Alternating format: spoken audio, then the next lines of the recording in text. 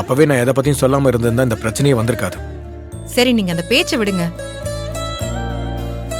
பெரியம்மாக்காக இல்லைனாலும் பெரியப்பாக்காக நம்ம பொறுத்துட்டு தானே ஆகணும்.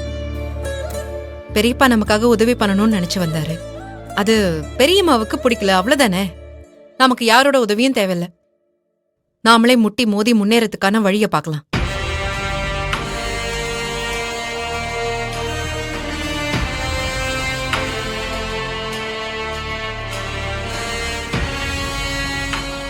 எழில், இங்க நடந்த எதையும் நினைச்சு நீ ஃபீல் பண்ணிட்டு இருக்காத. நம்ம கஷ்டப்படும் போதுதான் நம்ம கூட இருக்கிறவங்க பத்தி எல்லாம் தெரிஞ்சுக்க முடியும்னு சொல்லுவாங்க.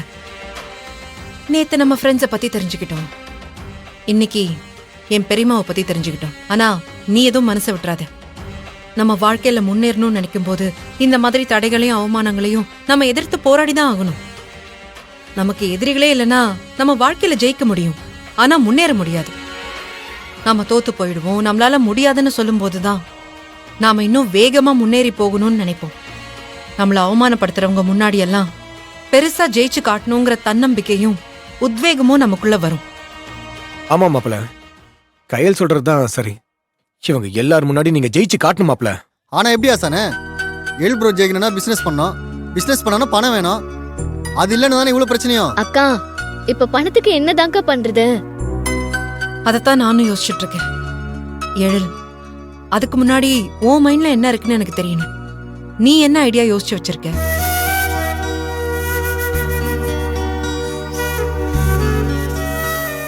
எனக்கு கன்ஸ்ட்ரக்ஷன் பிஸ்னஸில் தான் இன்ட்ரெஸ்ட் அதிகம் கையால். ஒருவேளை பேங்க்ல லோன் கிடைச்சிருந்தா கூட நான் அந்த பிஸ்னஸை தான் ஸ்டார்ட் பண்ணியிருப்பேன். நான் என் அம்மா கூட இருந்தப்பவே கன்ஸ்ட்ரக்ஷன் பிஸ்னஸை எப்படிலாம் டெவலப் பண்ணணும்னு நிறைய பிளான்ஸ்லாம் வச்சுருந்தேன்.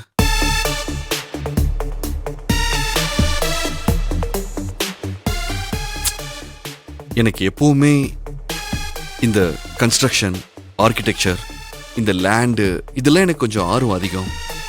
இப்போ கன்ஸ்ட்ரக்ஷன் அதுக்கான பிசினஸ்ல இறங்கணும்னா நமக்கு தோராயமா எவ்வளவு ஆகும்? கண்டிப்பா ஒரு பெரிய அமௌண்ட் தேவைப்படும்.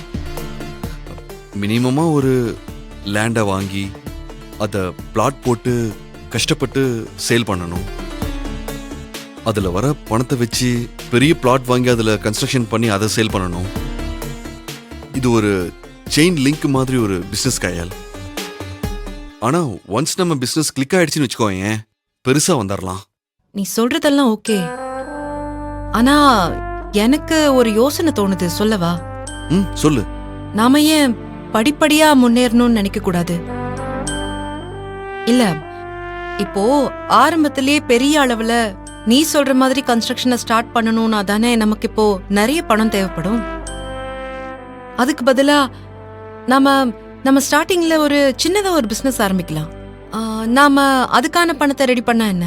சின்னதானா எப்படி? பேசாம மளிகை கடை ஆரம்பிச்சலாமா? டேய், என்னடா பேசுற? அதெல்லாம் சரி வராதுடா. மாப்பிள்ள போய் மளிகை கடையில உட்காருவாரா? மாப்பிள்ள, பேசாம நம்ம ஏன் ஒரு ஹோட்டல் ஆரம்பிக்க கூடாது? எங்களுக்கு அதுல அனுபவம் இருக்கு, நாங்களும் உங்க கூட இருப்போம்ல. ஆசானே, மளிகை கடையே வேணான்றீங்க, ஹோட்டல்ல போய் மட்டும் உட்காரலாமா? அங்க போய் வடகரில் கடை சொல்றீங்களா அவரை? சும்மா ஏதோ பேசணும் பேசாத ஆசானே.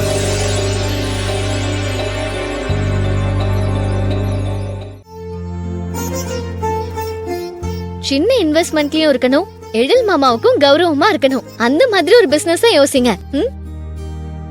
ஏன் அண்ணி, நாம ஏன் ஒரு ரெஸ்டாரண்ட் மாதிரி ஓபன் பண்ண கூடாது?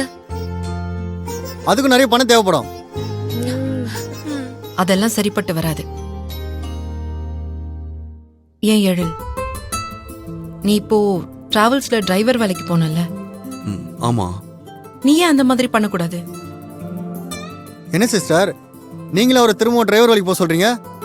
இல்ல, டிரைவராக சொல்லல, சொந்தமா நாமளே ஒரு டிராவல்ஸ் ஆரம்பிச்சா எப்படி?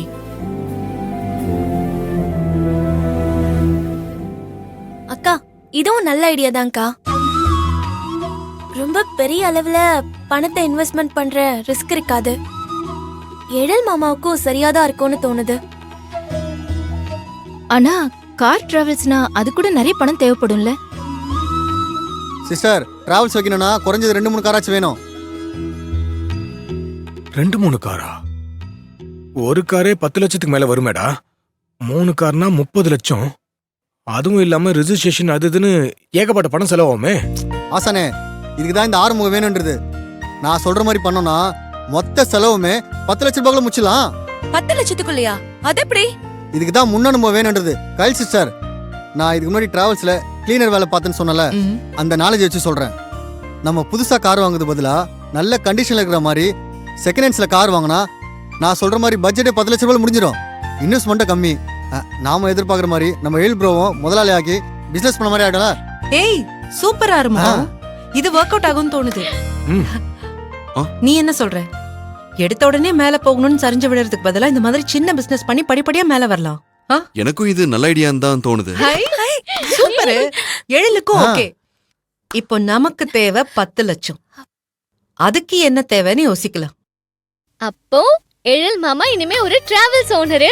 Super moms. சரி சரி அண்ணி, ஷானி, உங்களுக்கு ஏதாவது ஐடியா இருக்கா? ஏதாவது ஐடியா இருந்தா போய் சொல்லுங்க. வா வா வா சொல்லு மாம்ஸ், கேளுங்க. நல்ல ஐடியாவா சொல்லு.